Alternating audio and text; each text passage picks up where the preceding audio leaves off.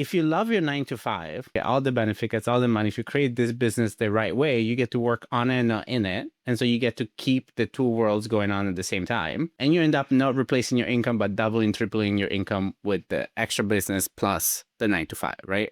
You're a sorry rat if you only have one hole to crawl in, right? So if you have a 9 to 5 and then your job just got furloughed or you just got fired, you have no other ways to feed your families. Try different things, turn your hobby into something that cash flows, and that will solve a lot of your financial problems. What's going on, STR Nation? This is your host and brother from another mother, Manuel Pani, here with the man himself, Mr. Mike Riley. What's going on, Riley? Hey man, I'm doing awesome. Airbnb just released a new update on their policy, and I've been knee deep doing research in that and just like how it's going to affect hosts. It was a pretty big update, and I'll be doing a training here, a live training in like a half hour on what kind of the changes I'm making, and then what I see for the future too. So that'll be on the next episode, not this one, but that'll be on the next one coming out on Thursday. So Amazing. that's what I've been up to. What about you? Yeah, that's fun. That's fun. Well, I haven't been doing that. I actually went to look at a flip today. Hasn't happened in a while. But there is an area where we have a bunch of properties that we manage, and an agent that knows us locally was like, "Hey, would you and John's one of my business partners, would you and John be interested in doing a flip?" And it hasn't happened in a while. Like, we haven't had opportunities, and the numbers don't sound terrible. The guy's on it for a long time. He paid $200,000 back in the day. And so my brain is kind of turning. And again, I love real estate. Like, I love all aspects of it. And I've been very fortunate in the 15 years I've been doing real estate to have done all kinds of things. And so just to be able to go to a place and just be creative, like, I'm not very artsy in life, but I'm very artsy when it comes to houses. Like, my brain after hunting goes into like, okay, let's blow out this wall, let's move this here, let's do this here. And so that was awesome. I really loved it. And yeah, man, overall, like, just, I love this time of the year. I'm starting to get ready to go home for summer. And so my mind's thinking about that. And so I'm very, very grateful because, again, that is why I work so hard for the rest of the year, right? It's just like to set up everything to enjoy summer. I see that you're wearing your Masters shirt again. Were you happy with the results of the Masters? Yeah, I guess I'm happy for Rory. It was very entertaining. So I'm sure the TV ratings are really happy, but I'm happy for him. But to your point too earlier about like looking at the flips, I think I'm analyzing more deals now than I have since probably 2020. Yeah, probably since like 2020. I'm probably analyzing like 10 to 15 deals a day, which it analyzing deals takes a while. So I'm spending at least an hour to 2 hours a day just on analyzing deals. It's a really interesting time right now because I feel like there's so many different things going on. A lot of people are fearful of what's happening with tariffs, with Doge, with, trade wars and everything. And, you look back at history when people are most fearful, that's typically the time to act. So that's what I'm focused on right now, is just analyzing more deals and figuring out which ones are the right fit for me. Yeah, Matt, that makes sense. That's another thing that, and then we'll get into the show, but another thing that I realized when I was kind of reviewing live last week and after the show, actually, right after the show that you and I recorded, was the realization that I allowed myself to get away from hunting, and how much I love it. Like, how much, like, like, there's people that like to coach and people that like to play. And then sometimes there is great players that become great coaches. And yet that doesn't take the player out, right? And that's the same, like, I realized that I made different choices. And so it's something that I get to do again. And it's very, very interesting the moment that I realized that the universe is like, finally, you want to flip? I'm like, yeah, sure. Right. So is this just how life works? So on the show today, we had Ron Curtis. He was absolutely fascinating. He talked about, my main takeaway, right, is the power of financial literacy and developing yourself as an entrepreneur, and what actually knowing financial literacy can do for you as a business owner, but also for you as a human in general, right? Like how can he help you keep your personal finances more organized. He shares some hacks around using AI with that as well, which I know is something that you liked because I saw you taking a bunch of notes as soon as you started talking. So that was really, really good.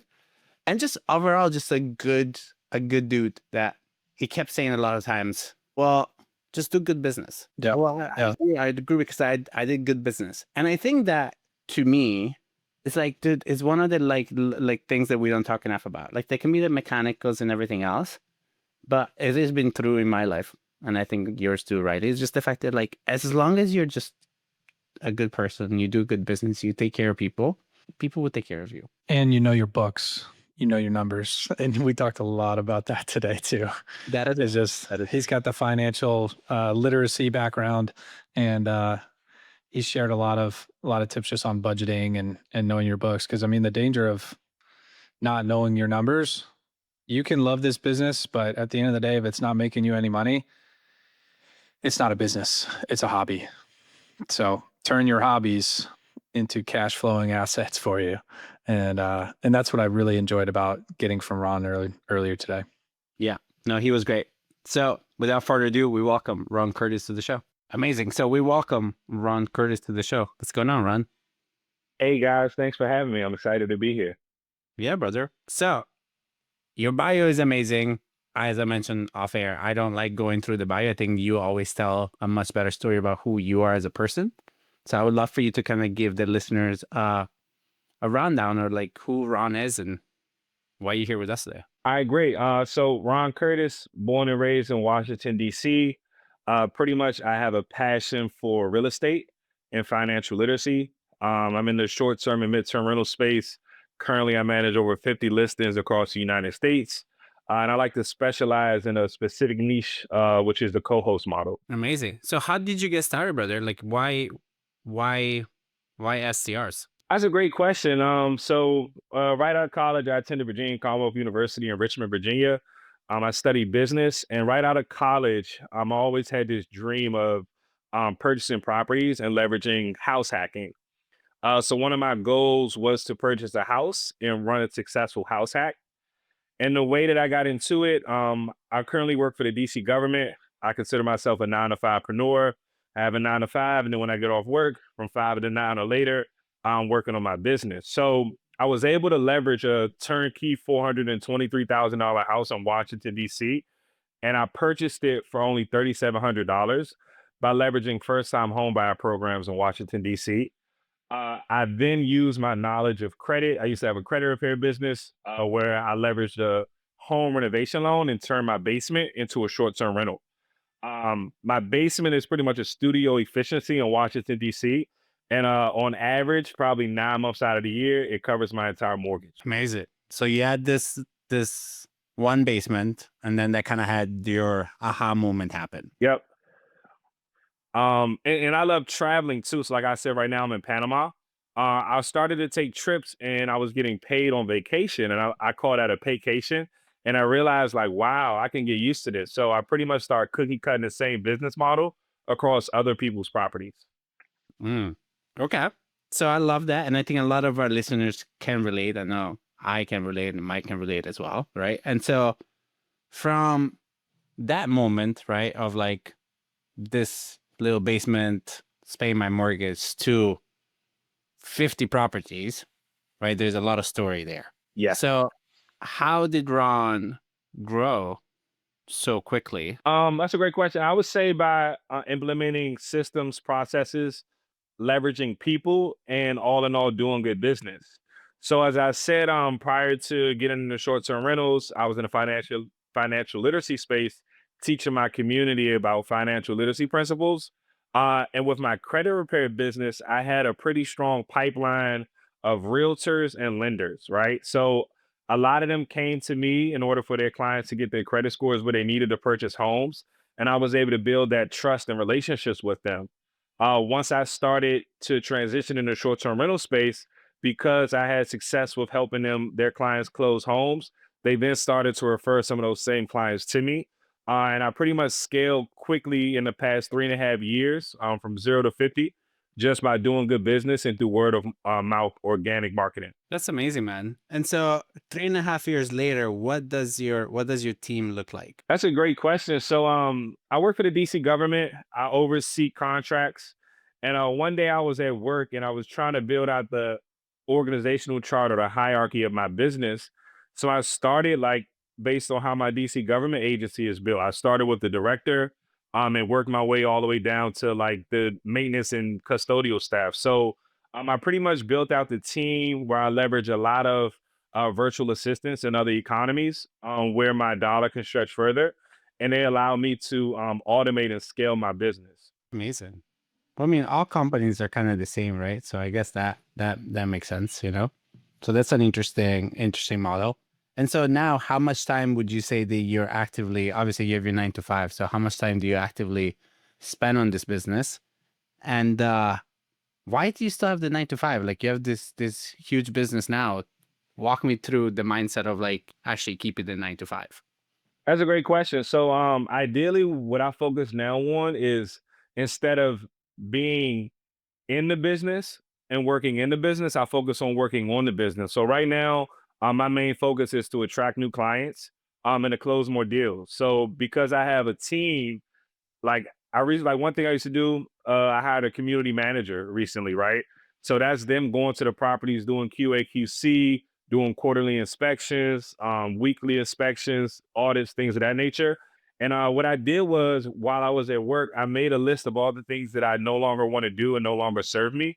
And I outsourced those things out. So the reason I'm still having my 9 to 5, I would say the biggest reason I'm waiting for God to let me know, it's time to step away. I'm able to leverage my 9 to 5 for many reasons. Not only, they pay me a 6-figure paycheck every 2 weeks, health benefits and things of that nature, but I do have plans to invest in more real estate and leveraging my 401k. So I've been working for the DC government for about the past decade. And I'm just really stacking my chips. So when I do make that exit, I'm exactly where I need to be financially so I can be self-sufficient. It's awesome, man.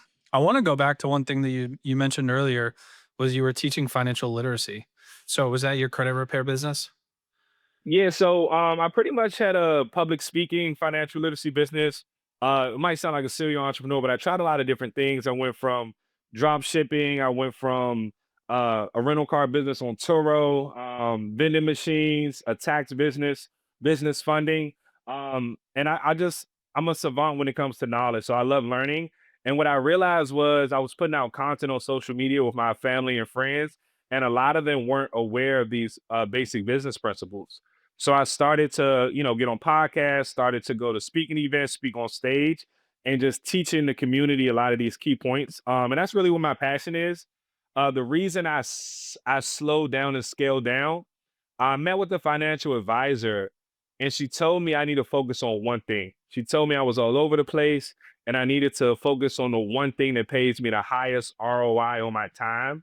And when I looked across my portfolio of businesses, I saw that short-term rental, specifically Airbnb, gave me the most diverse class of people and also paid me the highest ROI for my time. Yeah, simplifying.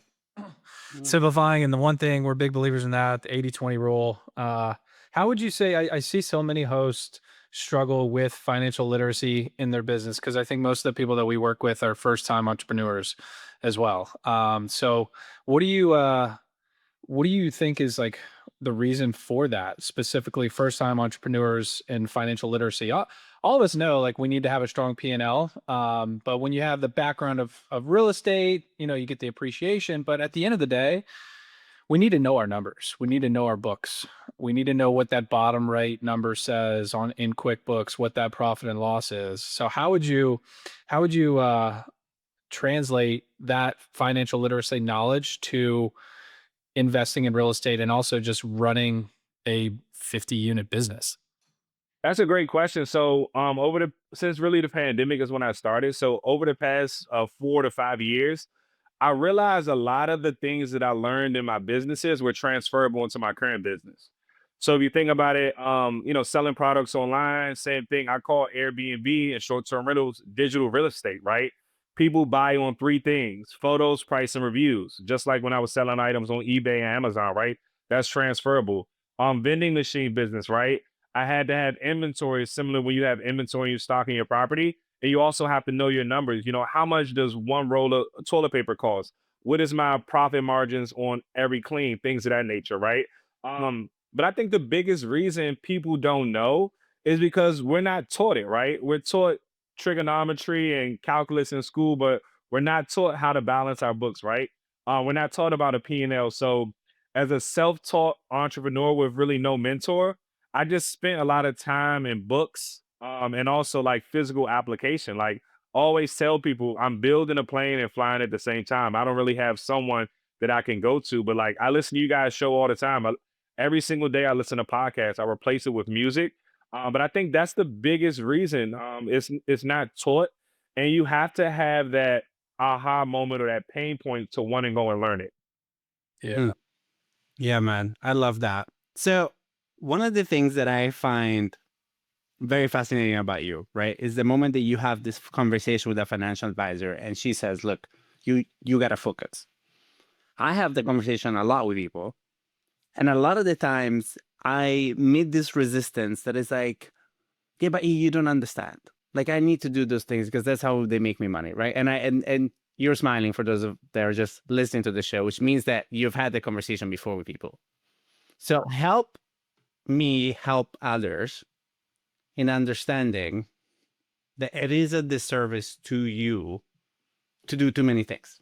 Even if you think you're doing them well, even if you think they're making you money. So help people understand what was the conversation with yourself when you listened to this lady and really help them understand how things change the moment you let go of the tour business and the credit business and everything else you have.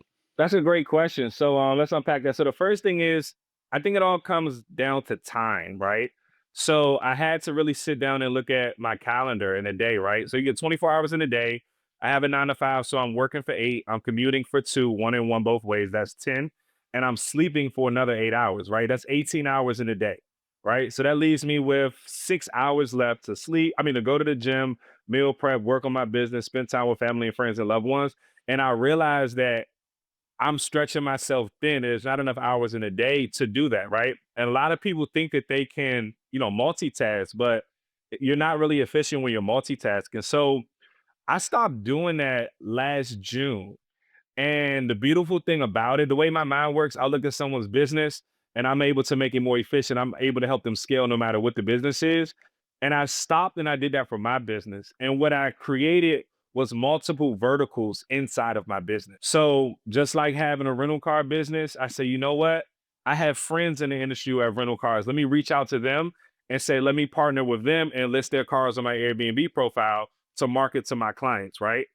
Um, let's say the credit repair business, right? I leverage virtual assistants. I said, hey, if I have virtual assistants that are helping me with closing clients and scheduling appointments, I can hire virtual assistants to respond to every message 24 hours around the clock.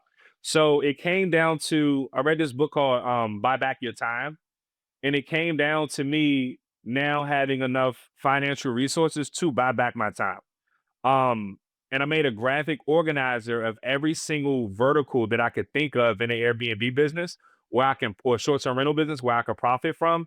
And I just started hacking away at them. So me focusing and niching down on one thing allowed me to scale tremendously because now all my time and focus is centralized around one thing. Mm. That's like music to my ears. I don't know about you, Riley, but like that, like just makes me happy, right? It's just like it's such a satisfying thing.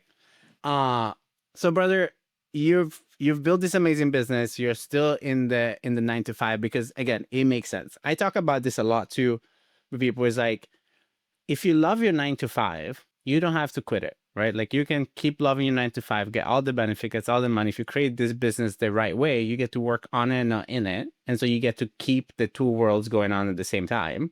And you end up not replacing your income, but doubling, tripling your income with the extra business plus the 9 to 5, right? And so now that you're looking into the future, what does Ron get excited about? I get excited about impact. Like, and when I say that, I'm able to impact and inspire a lot of different people, right? So the first one is all of my staff, right? My subcontractors, my employees. Like, I'm at a point now where my monthly payroll for my Airbnb business surpasses what I make in my 9 to 5. So I'm actually paying people more than what I'm making, right? So I pay people weekly, right? Every Friday I pay my team across, every metric of the business, and they're relying on me to feed their families, right? I think that's really big for me. It's not just a business, it's not about margins, it's about creating those relationships. Another beautiful thing is like last year I generated $1.6 million in revenue through my portfolio, and when I looked at how these clients' properties were performing, I paid a lot of my clients' mortgages. I had clients who were bringing in a 5 figure every month, and they no longer work, right? And it's a beautiful thing. I'm getting, a small percentage, 15 to 20%. But at the end of the day, I'm giving them the opportunity to go and purchase more real estate. So I have a client, he has a house in Washington, D.C. We started in June 2023. He's made over $10,000 every single month since June 2023. And he lost his job, but he's been able to survive and live off his Airbnb income, right? To the point where he was able to go buy a $1 million 4 unit building in Washington, D.C. off his bank statements from Airbnb. And now he's doing like a Section 8 type long-term rental thing in there though. But just like those things inspire me to like, it's not only life changing for me, it's life changing for people in my sphere and people around me also. I love that.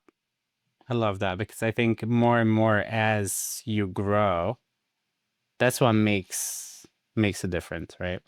And I love also this suggestion, Dan Martell's Buy Back Your Time. Amazing, amazing book. I know Riley probably has some questions, but before that, I know you love to read, and this is one of my I love to read too, right? And so give the listeners a couple books that maybe are more on the low key side of things, right? Not that Rich Dad Poor Dad, Or and that thing of growth. a 4 hour work week. Okay, we all know those books, right? Give people some books that you maybe read, like one or two that you're like, oh my God, why is this not more talked about? Why is this not more mainstream? This really changed my life. Great. Well, there's one that comes to mind. It's called Set for Life by Scott Trench. And it talks about how you can house hack and how you save your first $25,000 and use that to invest into a property and start house hacking. And actually, during the pandemic, that was the book that ignited all of this for me. I listened to that book during the pandemic. I was cooped up in the house. I started walking around my neighborhood and I was listening to that book. And I followed the steps on what I needed to do while I was still staying at home with my parents. And I was able to use those principles. And I think house hacking is very monumental. Like, I forgot where I read this, but it says the average person spends about, I think it's like 60% of their income on housing. And if you can replace that or cut it in half, you now have more disposable income to invest. Right. So it just made me think like, okay, if you look at, and since I have a financial literacy background, I've looked at thousands of people's credit reports. I see so many people who are underwater, paycheck to paycheck. But if you get somebody to pay your mortgage, your life changes. And, one of Maslow's hierarchies of need is shelter. Everyone on this planet is going to need shelter at some point. So you should start there. And that's besides people's tax liability, that's their second biggest expense. And most people don't even know it or realize it. Mm. Yeah, man. Absolutely. So it's funny. I had a conversation with somebody yesterday, and her exact line was, well, the problem is as I keep growing the business, it keeps costing me more money. And so I need to keep growing the business because it keeps costing me more money as I keep spending more money as well. Mhm. Right. So if you're listening to this is a problem that you're having, bro, what would you tell those people? How do they get a grip on their business so there is not this continuous chasing, keeping up with the Joneses, right? How do people what are some real life advice you can give people having that issue right now? That's great. So when it comes to your finances, like I used to help people budget, and a lot of people don't understand their wants between their needs, right? So like if you're keeping up with the Joneses and you're trying to live a certain level of your lifestyle, you're back in the rat race, right? And what I do in my business, you got to pick something you like to spend money on, right? So one thing I like to do, I like to travel. So I'm gonna make my lunch when I go to work, right? But I'm gonna, book a seven day vacation and use my pay PTO to go do that, right?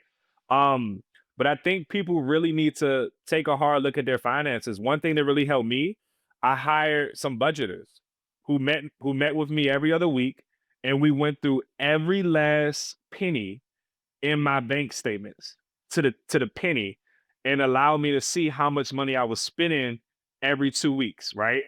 Um, and until I sat down and did that, I had no idea that I was spending over $8,000 a month between my business. No, really just my personal overhead, right? So I'm a firm believer in you can't manage what you can't measure.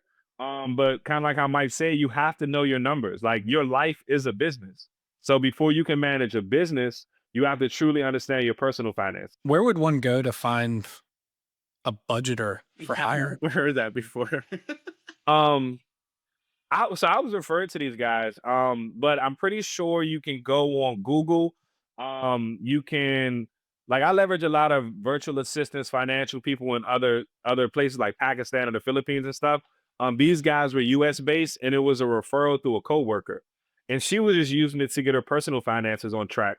Um, but like in today's world with like the internet, I'm real big on Facebook groups. You can probably find somebody, in a Facebook group that's targeted around budgeting. TikTok is really, really big now. I see people who offer those services as well. Um, but what I always do, I get 3 quotes. That's what I do in my government job, overseeing contracts. Always get 3 quotes, interview 3 people. And like when you're trying to scale, your business can be a cash eating monster. But you got to know where to trim the fat. And you do that by hiring an expert to kind of show you what you don't see. Yeah. I've tried a lot of different things. And I think like you said, the education around financial intelligence is just we don't have it. We don't have it in high school. We definitely don't have it in college. You can learn astrophysics in college, but how to run a P&L, you didn't even learn that in accounting. Like they'll teach you different accrual accounting That's methods. it.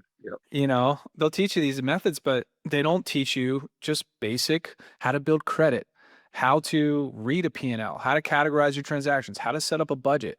We really don't have that. So I've tried a lot of different things. And right now, what I do this for my business. I do this for my personal life. I do this for STR Secrets as well. All 3 different businesses is I just have a QuickBooks file for every single one of them.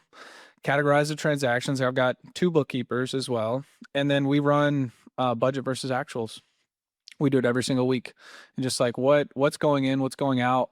Are we spending too much in different areas? My chart of accounts for my personal life looks a heck of a lot different than the chart of accounts for the business. But it's, having that like budget versus action. There's different tools too for your personal life, right? There used to be Mint. That's what I used. I loved it. I love it. Mint was awesome. And then Intuit messed it up. I think they got bought. And it's like Rocket Money now or something crazy. I don't even know. But there are some decent apps out there for budgeting, but there's nothing better in my opinion than just like the good old spreadsheet and just knowing the ins and outs of where every penny's going. Right. I don't know if you found anything different, man. Or I'm sure you have an opinion on this too. We'd love to hear. Something else I found that's pretty cool. Like I like Excel sheets too. Like I go in every 2 weeks now and manually go do everything. But something that I found that's pretty cool is leveraging AI. So ChatGPT, they have an Excel function in there, right? And I found a way where I can download my bank statements, upload it into ChatGPT, and then have it formulate the data for me. You got to mess around with it sometimes, but if you plug and play that data in there, it'll be your budgeter in real time. Mm. It'll make technical analysis on the data that you input on the upload, and then you can go in and manipulate it also. So I've been leveraging AI a lot lately also. Yeah, that's awesome. I was listening to a Dan Martell podcast about leveraging AI agents, and he said one of the AI agents that he'll use is a Cashflow agent. Is like he's doing that exact thing. But he didn't say what agent he was using. So if anybody out there is using some sort of like Cashflow AI agent, like hit me up at Mike Riley NC on Instagram. Because I'd love to learn more about that. I've looked up a few of them, and Ron, I'll test out ChatGPT too. But It's like out of everything, like there's two things in my opinion with this business. Like number one, you need to have fulfillment from this business, and it sounds like you've got great fulfillment and executing and also learning this business. But two, got to have the money to run it. It's so like those two things right there. If you have both of those things, like you're free, you're rich. But you gotta have both. I love that, Riley. That's such a good point. Ron, what I would love to take us to, and I know a lot of our listeners have kids. I don't know if you have kids yet or not. I know Riley has two. And knowing what we just talked about now, right? Like there's this epidemic that we have in this country, in probably all countries, really, right? Where we are not teaching financial literacy, where you have to go out and learn it the hard way. I don't know anybody that was taught this, and unless I have friends that have rich parents that figured this out and then they taught them when they were growing up, right? So if somebody is listening, they're like, I want to help my kid have a better future when it comes to this and not having to learn it when he's 22 by himself. What would you tell people, Ron? Like, how would you teach your kids? That's a great question. So I don't have any kids. I have two godchildren. But what I do is I used to tell people this all the time. Like before you can help somebody else, you got to help yourself, right? So people, we invest in the things that we want. We want to spend our money on vacation, but we don't, spend money on someone to help repair our credit, right?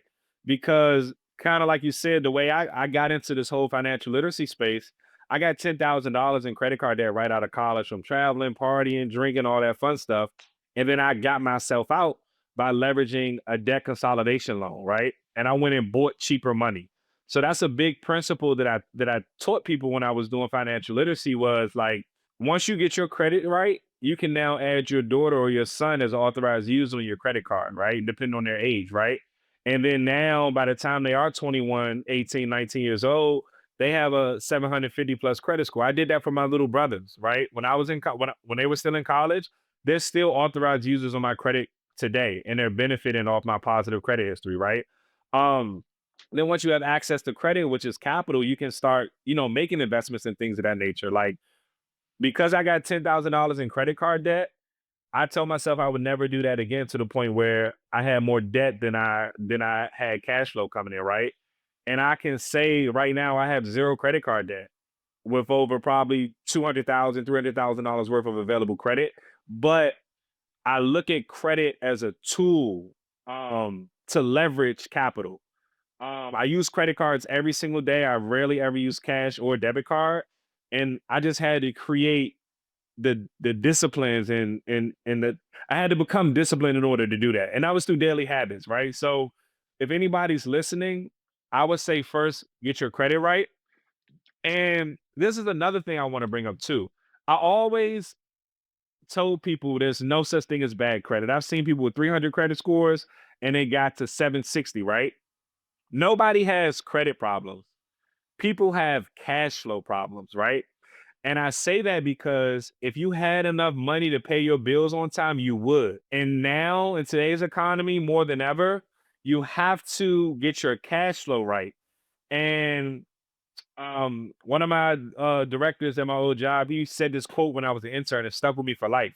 He said, "You're a sorry rat if you only have one hole to crawl in."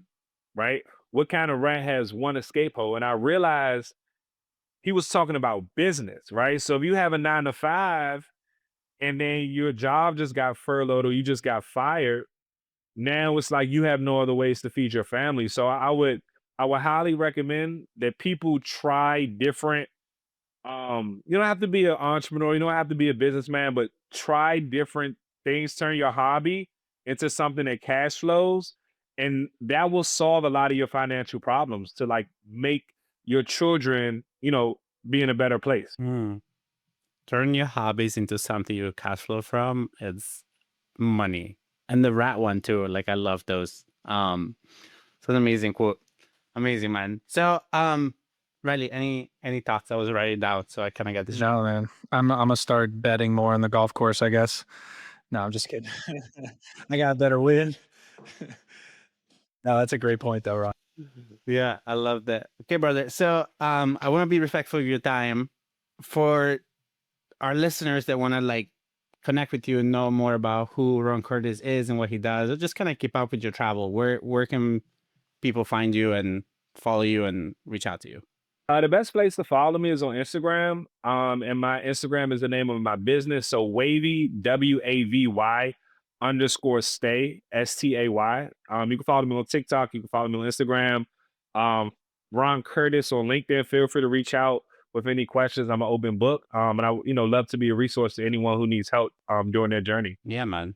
We appreciate that. This was a lovely conversation, man. And the last question that we have for you, which is the question that we ask everybody, right? What is the number one secret, your number one secret to success with short-term rentals? My number one secret to success with short-term rentals is relationships.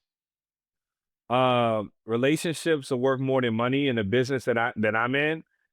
With a co-hosting model, I not only have relationships with, guests and my cleaners and my team, but the backbone of my business is my relationship with owners. A lot of people shy away from the co-hosting model because they don't have the temperament to deal with all of your different clients' personality types. I probably have 35 to 40 different clients. So you have to know how to interact with those people.